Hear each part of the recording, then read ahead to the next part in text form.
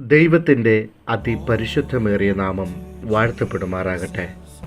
എന്നെ ശ്രദ്ധിക്കുന്ന ഏവർക്കും എൻ്റെ സ്നേഹ വന്ദനത്തെ അറിയിക്കുന്നു. ഇന്ന് നാം ചിന്തിക്കുന്നത് 26-ാം സങ്കീർത്തനം 1 മുതൽ 12 വരെയുള്ള വേദവാക്യങ്ങളാണ്.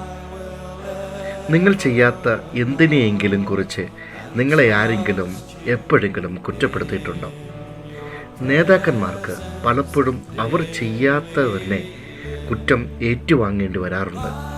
വെള്ളമില്ലാത്തതിനെക്കുറിച്ചും വെള്ളം കയ്പായതിനെക്കുറിച്ചും ശത്രുക്കളുടെ ആക്രമണത്തെക്കുറിച്ചും ഭക്ഷണ ദൗർബല്യത്തെക്കുറിച്ചും ഒക്കെ ഇസ്രയേലിയർ മോശയെ കുറ്റപ്പെടുത്തുന്നത് നമുക്ക് ബൈബിളിൽ കാണുവാൻ കഴിയുന്നതാണ്. ദാവീദിനെ കളവായി കുറ്റപ്പെടുത്തുകയാണ് ഈ സങ്കീർത്തനത്തിൽ ചിലർ. അതുകൊണ്ട് തന്നെ അപവാദം പറയുന്നവരെ കൈകാര്യം ചെയ്യുവാനായി ദാവീദ് 4 കാര്യങ്ങൾ ചെയ്യുന്നത് നമുക്ക് ഈ സങ്കീർത്തനത്തിൽ കാണുവാൻ കഴിയും. Price the Lord. 1, ആത്മാർത്ഥമായി സ്വയം പരിശോധന ചെയ്യുക എന്നുള്ളത് തന്നെയാണ് വാക്യം 1 മുതൽ 3 വരെയുള്ള വാക്യങ്ങൾ. തങ്ങൾ ചെയ്ത തെറ്റ് സമ്മതിക്കുവാൻ മനുഷ്യ സ്വഭാവം നമ്മളെ പലപ്പോഴും സമ്മതിക്കാറില്ല എന്നുള്ളത് സത്യമാണ്. പക്ഷേ നാം നമ്മെ തന്നെ പരിശോധിക്കണം. ദാവീദ് ഇതിന് തയ്യാറായി. ദാവീദ് നിഷ്കളങ്കനായി നടന്നു. നിഷ്കളങ്കത എന്ന സ്വഭാവത്തിലെ പൂർണ്ണത എന്നാണ് അർത്ഥം. ദാവീദ് ഇടറാതെ വിശ്വാസത്തിൽ ഉറച്ചു നിന്നു. ദാവീദ് ദൈവം മുമ്പാകെ തുറന്ന ഹൃദയത്തോടെ ആയിരുന്നു. വെളിച്ചത്തിൽ നടക്കുന്നു. ദൈവം പരിശോധിക്കുവാൻ സ്വയം അനുവദിക്കുന്നു. ദൈവം നമ്മെ പരിശോധിക്കുവാൻ നാം അനുവദിക്കുകയാണെങ്കിൽ നാം അനേക പ്രശ്നങ്ങളിൽ അകപ്പെടാതിരിക്കും. ആമേൻ. നാം എന്താണെന്ന് നമ്മെ പഠിപ്പിക്കുവാൻ ദൈവം ആഗ്രഹിക്കുകയാണ്. നിങ്ങൾ ദൈവസന്നിധിയിൽ ശരിയായ രീതിയിലാണെങ്കിൽ മറ്റുള്ളവർ എന്ത് പറയുന്നു എന്നുള്ളത് നമുക്കൊരു പ്രശ്നമായി തീരുകയില്ല. Praise the Lord. 2-ാമത്തെ കാര്യം, ദാവീദ് ഇവരിൽ നിന്ന് ഒരു വേർപാട് വ്യക്തമേറി കണ്ടെത്തുന്നുണ്ടെന്നുള്ളതാണ്. അത് വാക്യം 4ഉം 5ഉം വാക്യങ്ങൾ വായിക്കുമ്പോൾ നമുക്കിതവിടെ കാണുവാൻ കഴിയുന്നുണ്ട്. ദാവീദ് അന്യ ദൈവങ്ങളെ ഒന്നും സേവിച്ചില്ലെന്നും ആരാധിച്ചില്ലെന്നും നമുക്ക് നന്നായി അറിയാം. എന്നാൽ ദാവീദിനെ ഒരു കപടഭക്തനെന്ന് ജനം കുറ്റപ്പെടുത്തുകയാണ്. വിശുദ്ധ ബൈബിളിൽ പറഞ്ഞിരിക്കുന്ന വേർപാടിൻ്റെ ഉപദേശം നാം അനുസരിക്കണം. 2 കൊരിന്ത്യർ 6:14 മുതൽ 18 വരെയുള്ള വാക്യങ്ങൾ ഞാനതിലൂടെ പ്രസ്താവിക്കുന്നത്. 3-ാമത്തെ കാര്യം, സന്തോഷം തരുന്ന ആഘോഷം. വാക്യം 6 മുതൽ 8 വരെയുള്ള വാക്യങ്ങൾ. ദാവീദ് തൻ്റെ കൈകളെ കുറ്റമില്ലായ്മയിൽ കഴുകി.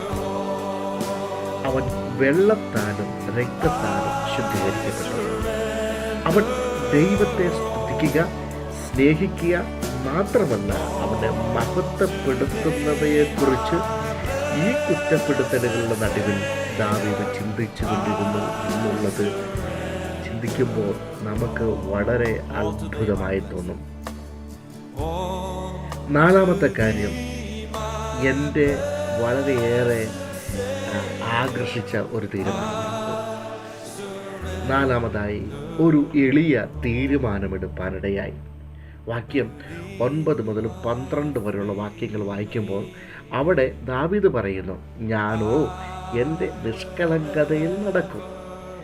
ഒരു മനുഷ്യൻ നിഷ്കളങ്കനാകുകയാണെങ്കിൽ അവന് വലിയ പ്രതിരോധമുണ്ട്. മറ്റുള്ളവരുടെ കുറ്റാരോപണത്തിന് മുമ്പിൽ ഏറ്റവും നല്ല പരിച എന്നത് അവനവൻ്റെ സ്വഭാവം തന്നെയാണ്. ആമേൻ. നല്ല മനസാക്ഷി നമുക്ക് കഷ്ടതയിൽ ധൈര്യം തരുന്നത് തന്നെയാണ്. Price the Lord. ഒരു ക്രിസ്ത്യാനിയുടെ പ്രതിരോധം ദൈവകൃപയാണ്. അവൻ്റെ വചനമാണ്, അവൻ്റെ സത്യമാണ്.